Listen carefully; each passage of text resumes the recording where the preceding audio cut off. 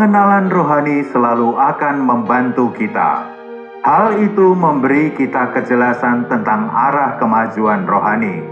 Ketidakpedulian terhadap pengenalan rohani selalu akan membawa ke arah yang salah. Kaum saleh dapat tersesat karena mereka tidak memiliki pengenalan rohani. Iblis memanfaatkan kebodohan kaum saleh untuk menyesatkan mereka. Semakin banyak pengenalan rohani yang dimiliki seseorang, semakin mudah bagi Roh Kudus untuk memimpin orang itu. Iblis adalah penguasa kegelapan. Dia memanfaatkan kegelapan, menyukai kegelapan, dan ingin agar manusia terus berada di dalam kegelapan. Semakin sedikit pengenalan rohani yang dimiliki seseorang, semakin mudah bagi iblis untuk menipunya. Ada kesalahpahaman di antara orang Kristen. Mereka berpikir bahwa selama mereka tulus, mereka tidak akan tertipu. Sedikit yang menyadari bahwa orang yang tulus banyak tertipu. Kaum saleh yang tertipu oleh iblis biasanya berpikir bahwa mereka telah mencari kebenaran dengan hati yang tulus. Mereka berdoa, membaca kitab suci, berpuasa dan mengejar pengalaman rohani. Namun mereka masih sangat rentan untuk tertipu. Mereka tidak menyadari bahwa iblis dapat dengan mudah menyusupkan sesuatu yang salah ke dalam pikiran mereka. Mereka juga tidak menyadari bahwa iblis dapat dengan mudah mengeraskan hati mereka, sehingga mereka menjadi keras kepala dalam berpikir dan menganggap pikiran mereka adalah yang paling benar. Mereka berpikir karena mereka mencari berkat Tuhan dengan hati yang tulus, Tuhan pasti akan menjaga mereka dari tipu daya. Sedikit yang menyadari bahwa Tuhan memiliki kondisi tertentu untuk menjaga manusia dari tipu daya si jahat.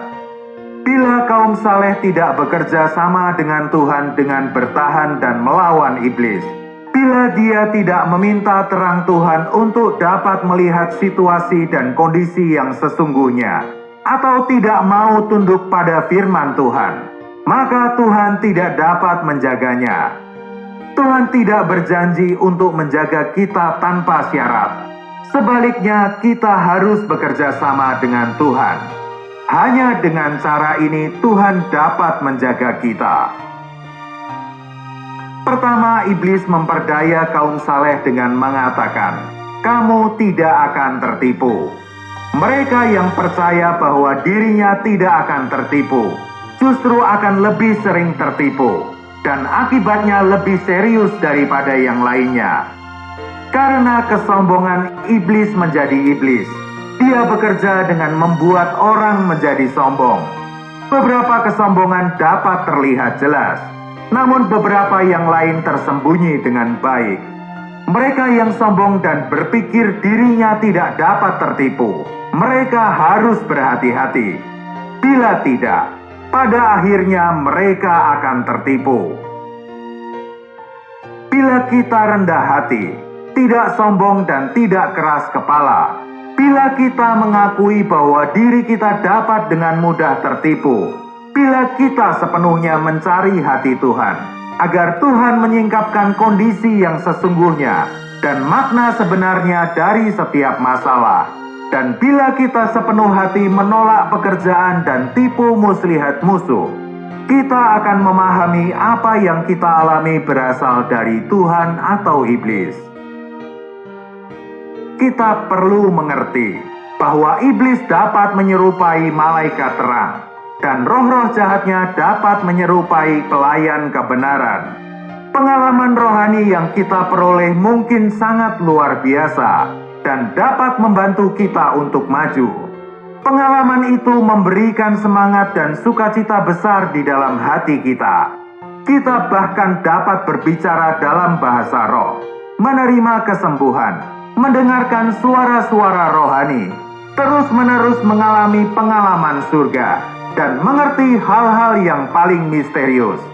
Terkadang kita mungkin terpengaruh oleh roh di luar kita, yang membuat kita merasa bahwa Tuhan Yesus adalah yang paling mulia. Di dalam doa bahkan kita merasa bahwa Tuhan ada di dalam ruangan yang sama, sehingga kita tidak berdoa kepada Tuhan yang nun jauh di surga. Namun kita tidak boleh berpikir bahwa pengalaman ini pasti dari Tuhan. Ada kemungkinan kita tertipu. Jangan berpikir bahwa karena kita mencari dengan hati tulus, kita tidak akan pernah bisa tertipu. Hati yang tulus bukanlah kondisi yang mencegah seseorang untuk tertipu. Ada banyak orang-orang percaya yang tulus telah tertipu. Sulit untuk mengatakan bahwa kita tidak akan tertipu. Untuk alasan ini, kita harus memiliki pengenalan rohani. Kita perlu mengenal hukum rohani. Tuhan bekerja menurut prinsip-prinsip yang pasti. Bila kaum saleh tidak mengenal dan tidak berjalan menurut hukum pekerjaan Tuhan, Tuhan tidak dapat menjaga kita. Pertanyaan yang paling krusial adalah, apakah kita bersedia menolak semua pengalaman luar biasa itu bila hal itu bukan dari Tuhan? Kita tidak boleh mengira bahwa kita akan selalu rela menolak pengalaman-pengalaman itu. Sebenarnya kita dapat menemukan banyak ketidakrelaan di dalam hati kita. Kita tidak boleh terlalu mencintai pengalaman indah kita. Bila hal itu tidak diselesaikan, kita tidak akan memperoleh pengenalan untuk kemajuan rohani.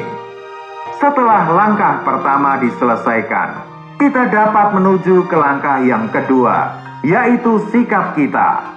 Sikap kita yang seharusnya adalah, bila pengalaman kita bukan dari Tuhan, kita harus melawan dan menentangnya.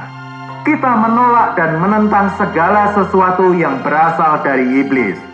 Sedangkan di hadapan Tuhan kita tak henti-hentinya memohon agar Tuhan menyingkapkan kondisi yang sebenarnya di balik setiap masalah yang kita hadapi.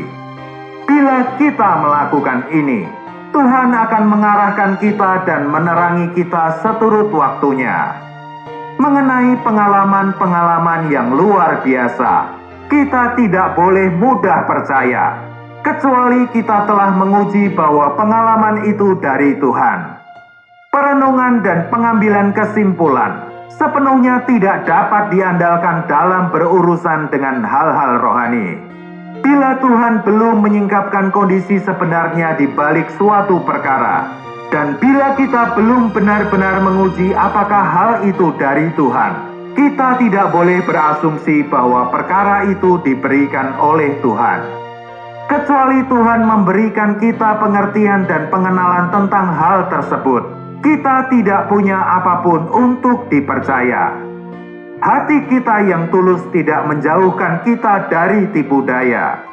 Agar kita tidak tertipu, Tuhan harus memberi kita terang, agar kita dapat memahami kondisi sebenarnya di balik setiap masalah. Tuhan memberkati.